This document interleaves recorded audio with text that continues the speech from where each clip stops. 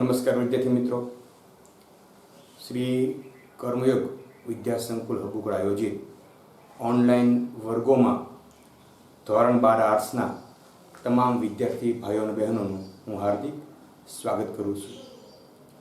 मित्रों, आपणे आगळना 4 लेक्चर में जे वातो करी हती तेने आधारे आपणे धीमे धीमे छे ए तो के प्रथम प्रकरण में सत्यता कोष्टक नी रचना तरफ जई रह्या छीए। एटले के भाई आनी आगळना चौथा लेक्चर में आपणे खास करीने जे वात करी हती ते वात एवी हती भाई के भाई जटिल संयुक्त विधान कोने कहेवाय अने जटिल संयुक्त विधानना प्रकारो आपणे जोया हता। तो के भाई साव सरस अने सरल आपणे बे व्याख्या जोई हती। एक व्याख्या एवी हती के भाई जे संयुक्त विधान में घटकरूप अंग तरीके जे संयुक्त विधान में घटकरूप अंग तरीके बे के एक के तेथी वधारे तो के संयुक्त विधान नो उपयोग थयो होय तो ते विधान ने जटिल संयुक्त विधान कहेवामां आवे छे।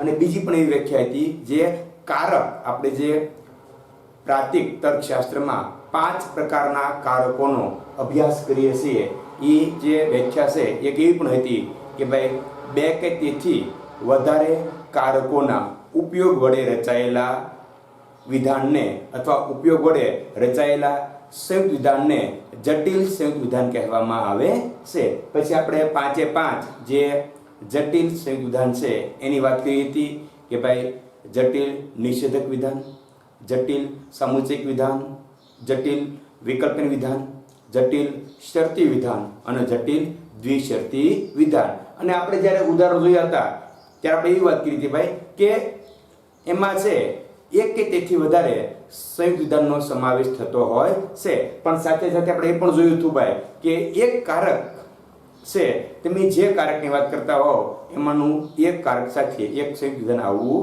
जोईए। जो तमे समुच्चयनी वात करता हो तो समुच्चय साथे एक संयुक्त विधान आववुं जोईए। बाकीना 4 कारकनी वात करता होईए तो एमां पण छे आपणे ए ज रीते आगळ चालवानुं छे।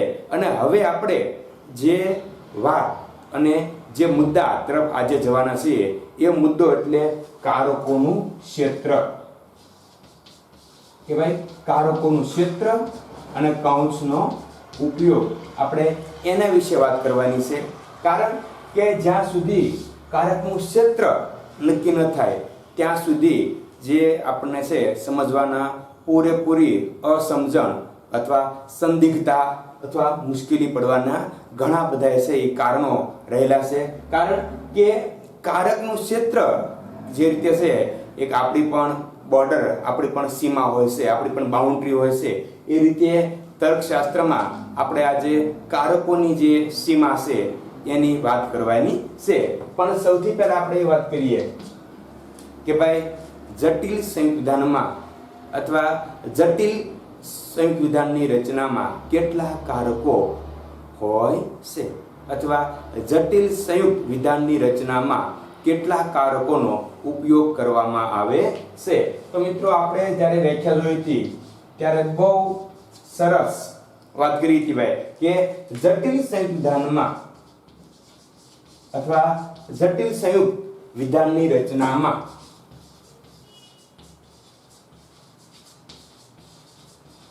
બે કે તેથી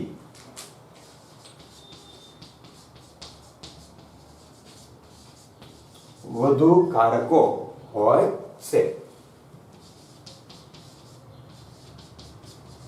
આપણી એક વસ્તુ ચોખ્ખી છે ભાઈ, કારણ કે આપણે ખ્યાલ હોવો જોઈએ કે આપણે જ્યારે જટિલ સંયુક્ત વિધાનની વાત કરતા હોઈએ ત્યારે જટિલ સંયુક્ત વિધાનમાં કેટલા કારકો હોય છે।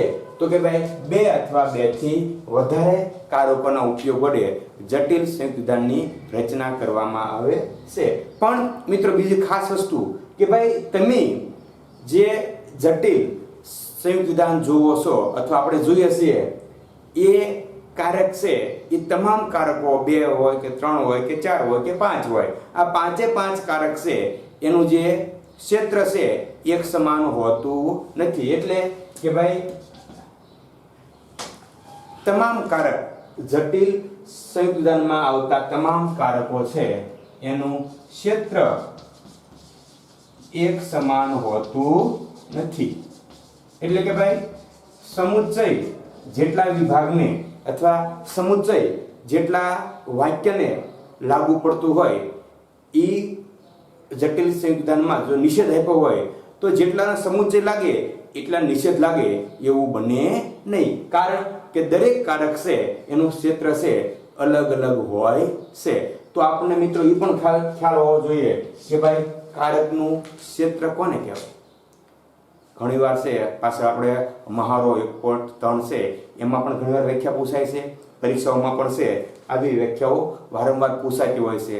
આમ આપણને ખ્યાલ હોય અને આપણે લગભગ આપણે એવો પ્રયત્ન કર્યો છે કે આપણે તમામ મુદ્દાઓને આવરી લઈએ.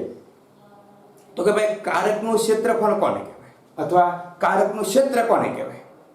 આપણે એની વાત કરીએ અહીંયા તો કે ભાઈ જે રીતે છે જટિલ સંયુક્ત વિધાનમાં આવતા તમામ છે કારકનું ક્ષેત્ર એક સમાન હોતું નથી. આ આપણા મગજમાં આ બાબત છે એ ખાસ નોંધ લેવી જોઈએ કે સંયુક્ત વિધાનમાં જેટલા કારકો છે એમાં, કારણ કે આપણે પહેલા જ વાત કરી ભાઈ કે ભાઈ જટિલ સંયુક્ત વિધાન કોને કહેવાય તો કે બે કે તેથી વધારે કારકોના ઉપયોગ વડે રચાયેલા વિધાનને જટિલ સંયુક્ત વિધાન કહેવામાં આવે છે. એટલે કે ભાઈ સ્વાભાવિક છે કે તમે જ્યારે કોઈ પણ જટિલ સંયુક્ત વિધાનની વાત કરતા હશો ત્યારે આમાં બે કે તેથી વધારે કારકો હશે, પણ આ દરેક કારકનું ક્ષેત્ર એક સમાન હોતું નથી. હવે આપણે મિત્રો વ્યાખ્યા જોઈએ કે કારકનું ક્ષેત્ર કોને કહેવાય.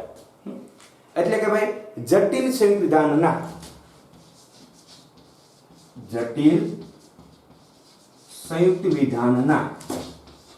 જે ભાગને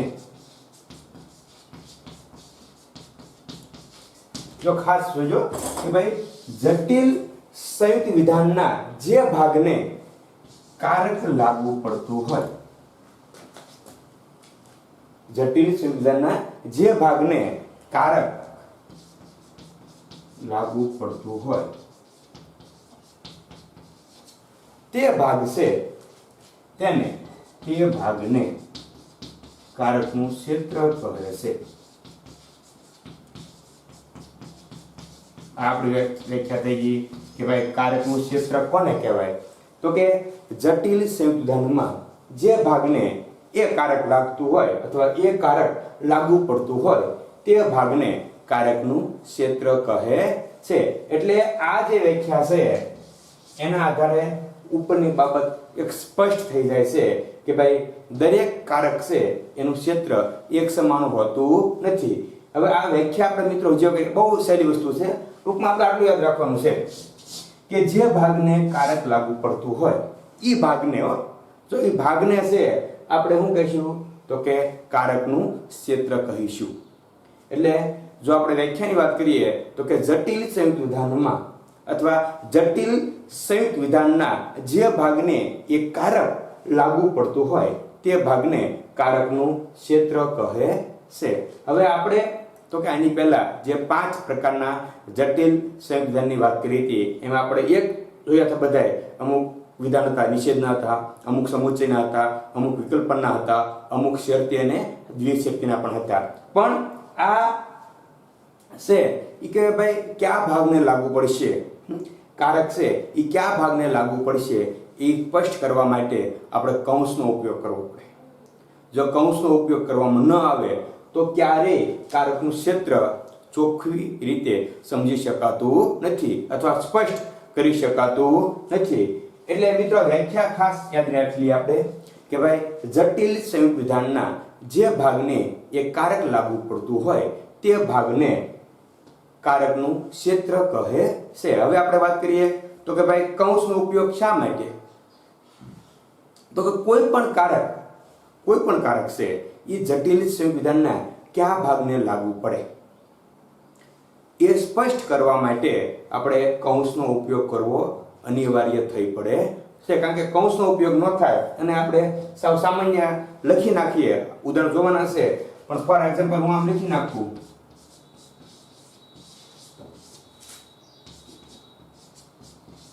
લ્યો હવે આમાં તમારામાંથી કોઈ પણ વિદ્યાર્થી એમ નહીં કહી શકે કે ભાઈ હવે સાહેબ આમાં આપણે કયા કારક છે એનું ક્ષેત્ર ક્યાં સુધી ફેલાયેલું છે અથવા કયું કારક કયા ક્ષેત્રને લાગુ પડે છે, કારણ કે આમાં એક પણ જગ્યાએ કૌંસનો ઉપયોગ કરવામાં આવ્યો નથી. એટલે કૌંસના ઉપયોગ વગર આપણે છે એ ક્યારેય છે એ કારકનું ક્ષેત્ર નક્કી કરી શકાતું નથી. એટલે મિત્રો આ પોઈન્ટમાં આપણે પહેલા વ્યાખ્યા જોઈ અને હવે પછી આપણે એક ખાસ યાદ રાખીએ કે કોઈ પણ કારક હોય પાંચમાંથી એ તો કે જટિલ સંયુક્ત વિધાનના કયા ભાગને લાગુ પડે તે સ્પષ્ટ કરવા માટે આપણે કૌંસનો ઉપયોગ કરવો અનિવાર્ય થઈ પડે છે. અહીંયા તમે જુઓ, પણ આમાં જો યોગ્ય કૌંસનો ઉપયોગ કરવામાં આવે ખાલી આમ કરી દઈએ તો આપણે આરામથી ખ્યાલ આવી જાય છે ભાઈ કે ભાઈ શરતી છે એ આ બાજુ લાગુ પડે છે, જ્યારે દ્વિશરતી અહીંયા અને અહીંયા લાગુ પડે છે, અને જે સમુચ્ચય છે ત્યાં એક અને આ બે બંને વિધાનને લાગુ પડે છે. આ તો આપણે સમજવા માટે એક ઉદાહરણ જોયું, બાકી ઘણા બધા ઉદાહરણ છે આપણા પાઠ્યપુસ્તકમાં આપણને આપેલા છે, એ પણ આપણે જોવાના છે. એટલે મિત્રો એક વસ્તુ ચોખ્ખી છે ભાઈ કે કારકની વ્યાખ્યા અને જટિલ સંયુક્ત વિધાનમાં કેટલા કારકો છે એનો ઉપયોગ થાય છે, એનું ક્ષેત્રફળ છે અથવા ક્ષેત્ર કેવું હોય છે. તો કે ભાઈ જટિલ સંયુક્ત વિધાનમાં છે બે કે તેથી વધારે કારકો હોય છે, પણ દરેક કારકનું ક્ષેત્ર છે એક સરખું હોતું નથી. અને એના આધારે આપણે વ્યાખ્યાની વાત કરી કે ભાઈ જટિલ સંયુક્ત વિધાન છે એ જે ભાગને લાગુ પડતું હોય અથવા જટિલ સંયુક્ત વિધાનના જે ભાગને એક કારક લાગુ પડતું હોય તે ભાગને કારકનું ક્ષેત્ર કહેવામાં આવે છે. હવે તો કે અહીંયા આપણે જોઈ શકાય છે કે ભાઈ જે રીતે આપણે તો કે ભાઈ કારકનું ક્ષેત્ર નક્કી કરવાનું છે, અને કારકનું ક્ષેત્ર નક્કી કરવા માટે આપણે તો કે કૌંસનો ઉપયોગ અનિવાર્ય છે. કારણ કે જ્યાં સુધી આપણે જટિલ સંયુક્ત વિધાનની જે પ્રાતિક રજૂઆત છે એ પ્રાતિક રજૂઆત કરતા પહેલા આપણે કૌંસનો ઉપયોગ નહીં કરી શકીએ અથવા કૌંસનો ઉપયોગ નહીં કરીએ તો તમારી પ્રાતિક રજૂઆત છે એ અસ્પષ્ટ બની જશે. આ જો તમે જો આપણી ટીમ જીતશે તો તેનું સન્માન થશે અને લોકો રાજી થશે. હવે આપણે સૌથી પહેલા સમજીએ કે ભાઈ જો કૌંસની અહમિયત શું છે, કૌંસની જરૂરિયાત અનિવાર્યતા શા માટે છે. જો તમે તો કે જો આપણી ટીમ જીતશે આના માટે છે આપણે કોઈ પણ છે એ પણ વિધાન પરક અચલ જ લેવાનું છે, કારણ કે તમે નિશ્ચિત વિધાન માટે વાપરવામાં આવતું પ્રતીક તરીકે છે વિધાન પરક અચલમાં આપણે તો કે પ્રથમ ABCD ના કેપિટલ અક્ષરનો ઉપયોગ કરીએ છીએ. એટલે આના માટે તમે ટી લઈ શકાય, આના માટે છે એસ લઈ શકાય, અને લોકો રાજી થશે આના માટે પણ છે એ આપણે આર લઈ શકાય લેવું હોય તો. હજુ અહીં તમે કે હું આને સીધું આમ લખી નાખું કે જો આપણી ટીમ જીતશે એટલે કે ભાઈ ટી શરતી એસ આ. તો આની પહેલા પણ આપણે એક ઉદાહરણ જોયું હતું કે ભાઈ આમાં આપણને છે કોઈ પ્રકારનો ખ્યાલ આવતો નથી કે જો આપણી ટીમ જીતશે તો તેનું સન્માન થશે અને લોકો રાજી થશે. પણ અહીંયા છે આના ઉદાહરણ તરીકે હું છે ઈ તો કે આ જો ટીમ જીતશે તો તેનું સન્માન થશે અને લોકો રાજી થશે, એને કૌંસનો ઉપયોગ કરીને આપણે આ રીતે લખીએ. એટલે બીજો લખીએ કે ભાઈ ટી શરતી એસ સમુચ્ચય આ. જો આમ લખીએ છીએ તો આપણને ખ્યાલ આવે છે ભાઈ કે જ્યારે અહીંયા સમુચ્ચયની વાત કરો તમે કે સમુચ્ચય છે એ માત્ર તો કે અહીંયા અને અહીંયા સુધી લાગુ પડે છે, જ્યારે શરતી છે એ આ વિધાનને અને આ સમગ્ર વિધાનને લાગુ પડે છે. એટલે તમે આમાં જોઈ શકો છો ભાઈ કે જે કારક છે એ સમગ્ર વિધાનને લાગુ પડે છે એ કારક કયું છે તો કે શરતી કારક છે. એટલે કૌંસના ઉપયોગ વગર આપણે કોઈ પ્રકારની છે એ રજૂઆત કરી શકતા નથી. જો તમે બીજું ઉદાહરણ આપણે વાત કરીએ તો બીજું ઉદાહરણ હજી આપણે લઈ લઈએ જેથી આપણને સમજવામાં સરળતા રહે કે ભાઈ કાં તો કૌંસમાં ખેલ મહાકુંભ યોજાશે નહીં, કાં તો ખેલ મહાકુંભ યોજાશે નહીં કૌંસ પૂરો, અથવા કાં તો ખેલ મહાકુંભ યોજાશે નહીં, રમતવીરોનું સન્માન થશે નહીં.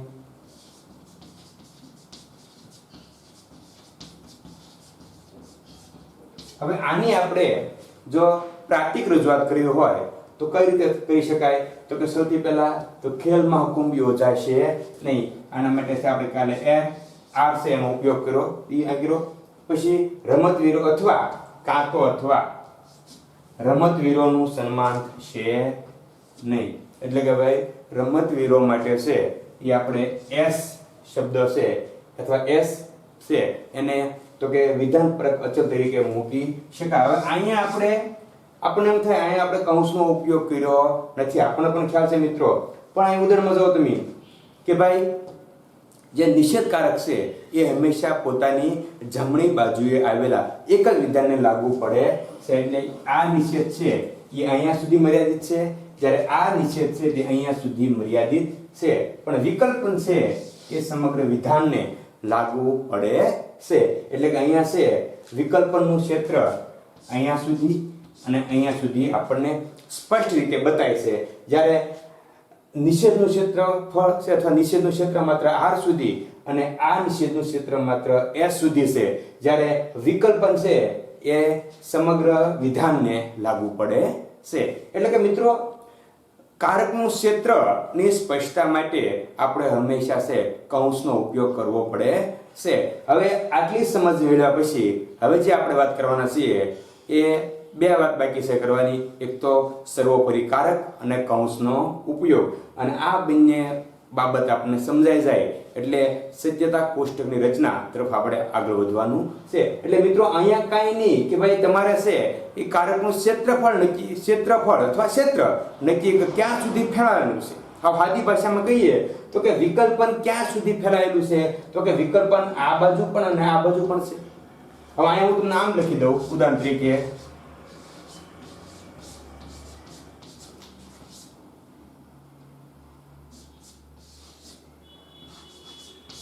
હલ્યો તો કે ભાઈ આ સમુચ્ચય છે ઈ તો કે આ વિધાનને અને આ વિધાનને લાગુ પડે છે. અહીંયા તો કે સમુચ્ચય આ વિધાનને અને આ વિધાનને લાગુ પડે છે. એટલે આ જે ઉદાહરણ છે એમાં ત્રણ કારકો છે એનો ઉપયોગ આપણે જોઈ શકીએ છીએ. ક્યાં ક્યાં કારકો છે? સમુચ્ચય, દ્વિશર્તી અને સમુચ્ચય. પણ આપણે જોઈએ કે ભાઈ એમાં આ જે વિધાન છે એમાં દરેક કારક છે એનું ક્ષેત્ર અલગ અલગ છે. સમુચ્ચય અહીંયા સુધી લાગુ પડે છે, આ સમુચ્ચય અહીંયા સુધી, જ્યારે દ્વિશર્તી છે એ અહીંયા પણ અને અહીંયા પણ લાગુ પડે છે. એટલે હવે આપણે જે કારકની અથવા જેની વાત કરવાના છીએ એ એટલે તો કે સર્વોપરી કારક. કે ભાઈ સર્વોપરી કારક છે એ કોને કહેવામાં આવે? સર્વોપરી કારક છે એ જે રીતે આપણે જટિલ સંયુક્ત વિધાનના 5 પ્રકારો જોયા એમાં ખ્યાલ કેમ પડે કે ભાઈ જટિલ સમુચ્ચય વિધાન હોય તો કયો શબ્દ અથવા શબ્દ જૂથ આવે? વિકલ્પનની વાત કરતા હોઈએ એમાં કયો શબ્દ અથવા શબ્દ જૂથ આવે? અને મિત્રો આપણે હજી છે જો કોઈ ગફલતમાં રહેતા હોઈએ કે 5 પ્રકારના જે તાર્કિક કારકો છે અને એના માટે વાપરવામાં આવતો શબ્દ અથવા શબ્દ જૂથ એનાથી આપણે વાકેફ ન હોઈએ તો આપણે થોડીક ભૂલ છે. આપણે એને આધારે ચાલવાનું છે અને 5 કારકોના નિયમોને આધારે આપણે સત્યતા કોષ્ટકની રચના કરવાની છે. એટલે કે કહેવાનો મતલબ એવો છે ભાઈ કે જ્યારે વાક્યમાં જો કાં તો અથવા એટલે આપણને એ ખ્યાલ હોવો જોઈએ કે ભાઈ કાં તો અથવા શબ્દ આવે છે એટલે વિકલ્પન જ હોય. કાં તો જો તો આવે છે એટલે આપણે ખબર હોય કે શરતી છે. જો તો અને તો શબ્દ અથવા શબ્દ આવે છે એટલે આપણને ખ્યાલ જ હોય કે આ દ્વિશર્તી જટિલ છે વિધાનની વાત કરવામાં આવી રહી છે. અને શબ્દ આવે છે એટલે આપણને ખ્યાલ જ હોય કે ભાઈ અને શબ્દ આવ્યો એટલે સમુચ્ચય ની વાત કરવામાં આવી રહી છે. અને નહીં અથવા નહીં શબ્દ આવે એટલે આપણે ખ્યાલ જ હોય કે ભાઈ આ જે વાત કરીએ છીએ એ નિષેધ વિધાનની વાત કરવામાં આવે છે. એટલે આપણે 5 તાર્કિક કારકો અને એના માટે વાપરવામાં આવતા શબ્દ અથવા શબ્દ જૂથ અને એની જે પ્રાતિક રજૂઆત છે પ્રતીક તરીકે આપણે જેનો ઉપયોગ કરીએ છીએ આ 3 વસ્તુ આપણા માટે બહુ મહત્વની છે. 5 કારકો, એ 5 કારકો માટે તો કે જે શબ્દ અથવા શબ્દ જૂથનો ઉપયોગ કરવામાં આવશે તે અને એને માટે વાપરવામાં આવતું પ્રતીક એ પણ આપણા માટે બહુ જરૂરી છે. તો કે હવે આપણે છે એ તો કે કારકનું ક્ષેત્ર ક્યાં સુધી હોય છે અને કારકનું ક્ષેત્ર કોને કહેવાય એની સમજ મેળવ્યા પછી હવે આપણે જોઈએ તો કે સર્વોપરી કારક કોને કહેવાય. કારણ કે સર્વોપરી કારક છે, સર્વોપરી કારક કે ભાઈ સર્વોપરી કારકને આધારે છે એ આપણે તો કે જટિલ સંયુક્ત વિધાન છે એના વિધાનનું તાર્કિક સ્વરૂપ સમજી શકાય છે. એટલે આપણે એ વાત કરીએ કે ભાઈ તાર્કિક કારકો છે, આપણે વિવિધ કારકો છે એના ઉપયોગથી જટિલ સંયુક્ત વિધાનની રચના થાય છે. એટલે કે તમે જ્યારે જટિલ સંયુક્ત વિધાનની રચના કરો એમાં બે કે તેથી વધારે કારકો છે એનો ઉપયોગ કરવામાં આવતો હોય છે. પણ આ તમામ કારકો પૈકી, આ વિવિધ કારકો પૈકી એક જ મુખ્ય કારક હોય છે કે ભાઈ તમે 3 કે 4 કે 2 કારકનો ઉપયોગ કર્યો તો આ તમામ કારકો મુખ્ય હોતા નથી. તમે જેટલા કારકના ઉપયોગથી જટિલ સંયુક્ત વિધાનની રચના કરી આ તમામ કારકોમાં એક જ કારક એ મુખ્ય હોય છે અને આ મુખ્ય કારકને છે સર્વોપરી કારક તરીકે ઓળખવામાં આવે છે. એટલે કે તમે માની લો કે સમુચ્ચય, વિકલ્પ અને શરતી આ 3 કારકોનો ઉપયોગ કરીને એક તો કે જટિલ સંયુક્ત વિધાનની રચના કરી તો ત્રણેય કારક છે એ મુખ્ય કારક કહેવાશે નહીં, પણ આ 3 કારકો પૈકી એક જ મુખ્ય કારક હશે. અને આ જે મુખ્ય કારક છે એને શું કહેવામાં આવે છે તો કે એને સર્વોપરી કારક કહેવામાં આવે છે. હવે આપણે જે વાત કરવાની છે એ સર્વોપરી કારકની વ્યાખ્યા કે ભાઈ સર્વોપરી કારક કોને કહેવાય. મિત્રો મહાવરો એક મનોયત્ન કે મહાવરો કહીએ આપણે 1.3 માં પણ છે આના વિશે વાત કરેલી છે. એટલે સૌથી પહેલા આપણે તો કે સર્વોપરી કારકની વ્યાખ્યા જોવી પડે. તો આપણે વ્યાખ્યાની વાત કરીએ તો કે જટિલ સંયુક્ત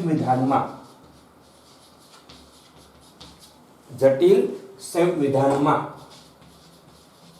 વપરાયેલા કારકો પૈકી કે ભાઈ વ્યાખ્યાની શરૂઆત તો કે જટિલ સંયુક્ત વિધાનમાં વપરાયેલા કારકો પૈકી જે કારક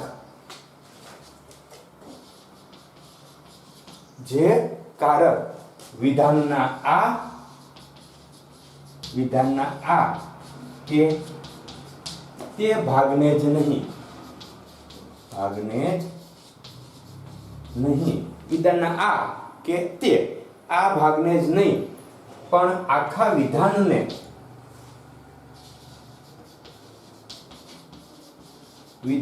લાગુ પડતું હોય, આખા વિધાનને લાગુ પડતું હોય તે કારકને સર્વોપરી કારક કહેવામાં આવે છે. હજુ આપણા માટે થોડી વ્યાખ્યા આપના જોવામાં અટપટી લાગતી હોય પણ અઘરી નથી મિત્રો કે ભાઈ સર્વોપરી કારક એટલે શું, સમજાવો. આવું છે આપણને 1 માર્કમાં પૂછી શકે તો આપણા માટે મિત્રો કાંઈ નહીં કે ભાઈ આપણને ખબર છે કે ભાઈ જટિલ સંયુક્ત વિધાનની રચના કરતા હો ત્યારે 2 કે તેથી વધુ છે એ કારકોનો ઉપયોગ થવાનો છે. એટલે એનું પાકું છે કે ભાઈ જટિલ સંયુક્ત વિધાનમાં વપરાયેલા કારકો પૈકી જે કારક પહેલા આપણે વાત કરી કે ભાઈ એક જ મુખ્ય કારક હશે અને એ મુખ્ય કારક એટલે તો કે સર્વોપરી કારક. વ્યાખ્યા તો કે જટિલ સંયુક્ત વિધાનમાં વપરાયેલા કારકો પૈકી જે કારક વિધાનના આ કે તે ભાગને જ નહીં પણ સમગ્ર વિધાન અથવા આખા વિધાનને લાગુ પડતું હોય તે કારકને સર્વોપરી કારક કહેવામાં આવે છે. બહુ મિત્રો સહેલી વ્યાખ્યા છે, આપણે ડીપમાં જોઈએ તો કારણ કે આપણને ખબર છે ભાઈ કે ભાઈ વિવિધ કારકો છે એના ઉપયોગ વડે જ છે જટિલ સંયુક્ત વિધાનની રચના થાય છે. એટલે અમે એવું પણ કહી શકાય કે વ્યાખ્યામાં કે જો મોઢે પ્રયત્ન કરીએ આપણે થોડી ઘણી ભૂલ પડશે પણ 2 કે 3 વાર આપણે એની પ્રેક્ટિસ કરીએ તો આપણે આરામથી છે એ સારામાં સારી ભાષામાં છે આપણે આની વ્યાખ્યા છે એ સ્પષ્ટ રીતે લખી શકાય કે ભાઈ જટિલ સંયુક્ત વિધાનના અથવા જટિલ સંયુક્ત વિધાનમાં વપરાયેલા વિવિધ કારકો પૈકી વિવિધ કારકો પૈકી જે કારક વિધાનના આ કે તે ભાગને જ નહીં પણ સમગ્ર વિધાનને લાગુ પડતું હોય તે કારકને સર્વોપરી કારક કહેવામાં આવે છે. બીજી વ્યાખ્યા પણ કહી શકાય નામ કેવી છે કે ભાઈ આખું વિધાન, આખાની પણ આખું વિધાન તમને જે જટિલ સંયુક્ત વિધાન આપવામાં આવ્યું છે એ આખું વિધાન જે કારકના ક્ષેત્રરૂપ હોય અથવા ક્ષેત્રરૂપ હોય તે કારકને સર્વોપરી કારક કહેવામાં આવે.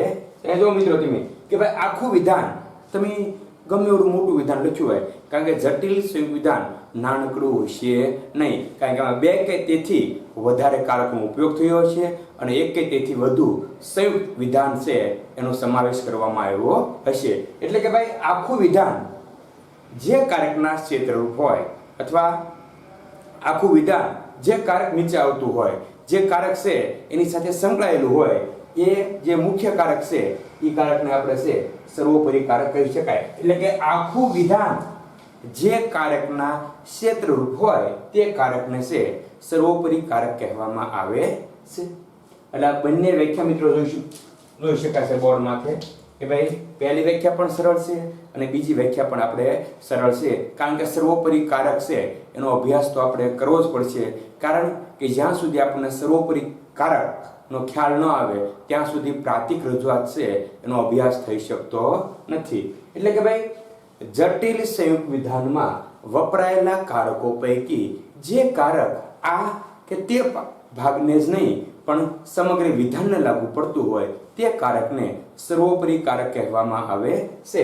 અને બીજી વ્યાખ્યા આખું વિધાન જે કારકના ક્ષેત્રરૂપ હોય તે કારકને સર્વોપરી કારક કહેવામાં આવે છે. હવે તો કે જટિલ સંયુક્ત વિધાનનું તાર્કિક સ્વરૂપ સમજવા માટે કે ભાઈ સર્વોપરી કારક આપણા માટે શા માટે ઉપયોગી છે અથવા શા માટે આપણે સર્વોપરી કારકનો અભ્યાસ કરવો જોઈએ, તો કે જટિલ સંયુક્ત વિધાન છે એનું તાર્કિક સ્વરૂપ સમજવા માટે એમાં કયો કારક સર્વોપરી કારક છે એ નક્કી કરવું પડે છે. કારણ કે સર્વોપરી કારકને આધારે જટિલ સંયુક્ત વિધાનના વિવિધ પ્રકારો પાડવામાં આવ્યા છે. જે પ્રકારો 5 પ્રકાર આપણે જોઈ ગયા છે. આમ જોઈએ તો આપણા પાઠ્યપુસ્તકના સર્વોપરી કારક છે એની સમજ પહેલા હોવી જોઈએ અને ત્યાર પછી જો આપણને છે આ જે જટિલ સંયુક્ત વિધાન છે એના પ્રકારોની સમજ આપવામાં આવે તો સરળતા રહે. પણ આપણે આમ પણ યાદ રાખી શકાય કે આપણે છે તમને ખ્યાલ જ છે કે આની આગળના લેક્ચરમાં છે આપણે તો કે 5 પ્રકારના જટિલ સંયુક્ત વિધાનની વાત કરી હતી. એ 5 જે છે એ જટિલ સંયુક્ત વિધાન છે એના પ્રકારો માત્ર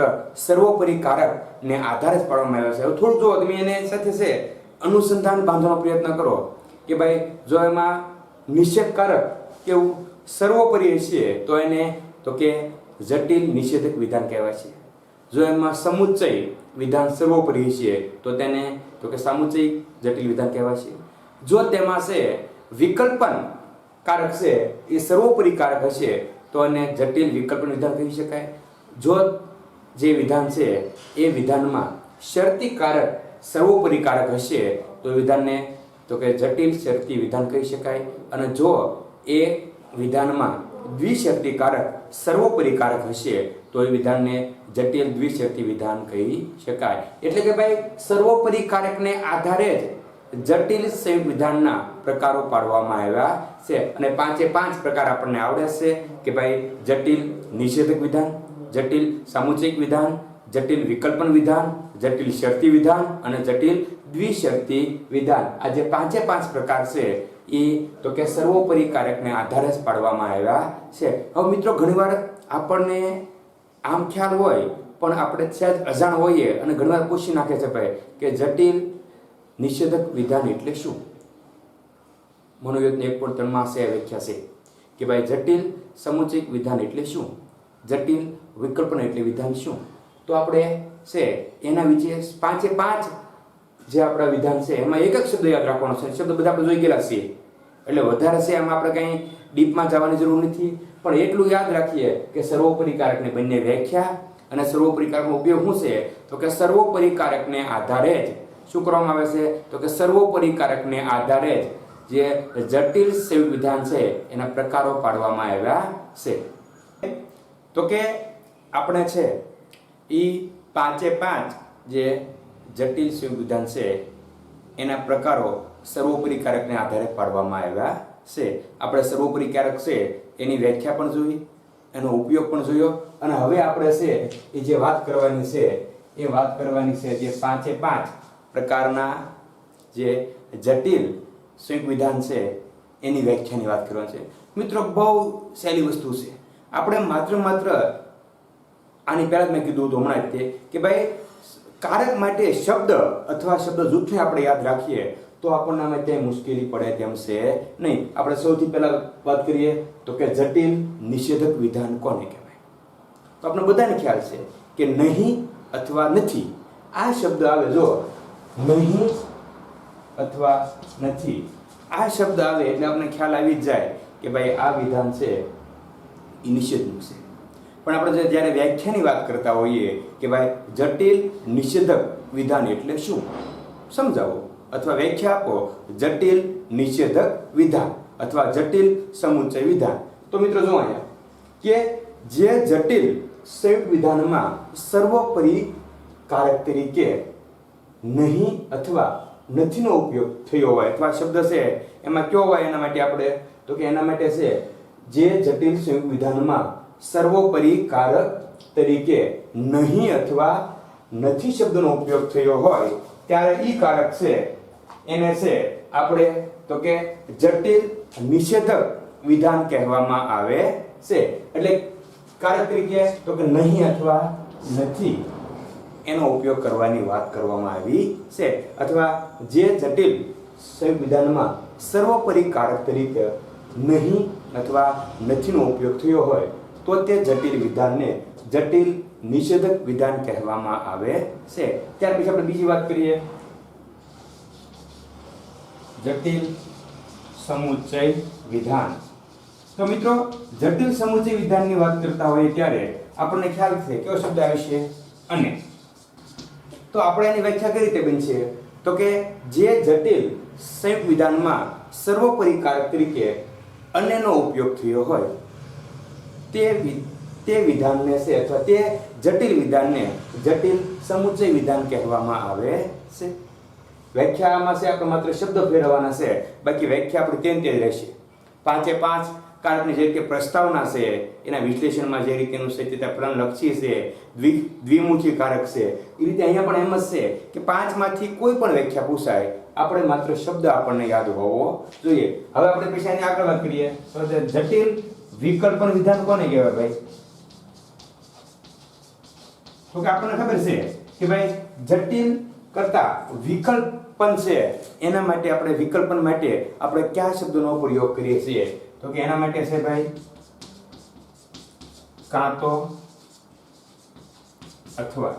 તો આપણી જે વ્યાખ્યા છે એ કેવી બનશે તો કે જે જટિલ સંયુક્ત વિધાનમાં સર્વોપરી કારક તરીકે કાં તો અથવા નો ઉપયોગ થયો હોય તો તે જટિલ સંયુક્ત વિધાનને જટિલ વિકલ્પન વિધાન કહેવામાં આવે છે. આપણે જટિલ શરતીની વાત કરીએ